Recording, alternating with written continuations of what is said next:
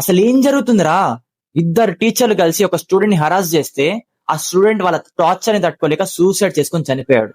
వైజాగ్ లోని సమత కాలేజ్ లో degree final year చదువుతున్న సాయి తేజ వల్ల ఇద్దరు టీచర్లు కలిసి ఒకరి తర్వాత ఒకరు నాతో బయటికి రా, నాతో తింటాకి రా, మా ఇంటికి రా అని చెప్పి తనని లైంగికంగా మానసికంగా వేధించుకొని తిన్నారు.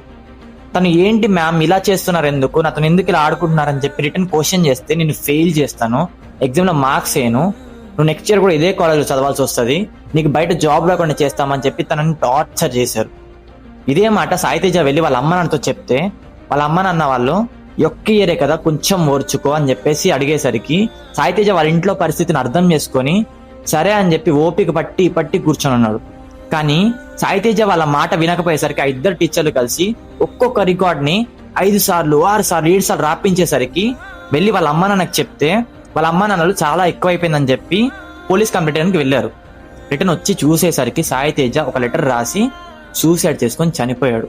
విద్యార్థి సాయి తేజ మృతికి కాలేజీ లెక్చరర్ లైంగిక వేధింపులు, మానసిక వేధింపులే కారణమని విద్యార్థులు ఆరోపిస్తున్నారు. మాతృదేవో భవ, పితృదేవో భవ, ఆచార్య దేవో భవ. ఆచార్యులుగా కాదు కదా, కనీసం మీరు ఒక ఆడవాళ్ళని కూడా మర్చిపోయి ప్రవర్తించారు. ఇలాంటి టీచర్ల వల్ల గురువు అనే పదానికే తీరని మచ్చ. అయినా స్టూడెంట్స్ తోటి టీచర్లు ఎలా ఉంటున్నారు, ఎలా బిహేవ్ చేస్తున్నారని మినిమం ఆలోచన లేకుండా అంధకార బతుకుతున్న కాలేజ్ ఫ్యాకల్టీది తప్పు. Just rise your voice and justice for Sai Teja. తనకి జస్టిస్ వచ్చేంత వరకు ఫైట్ ఆగొద్దు.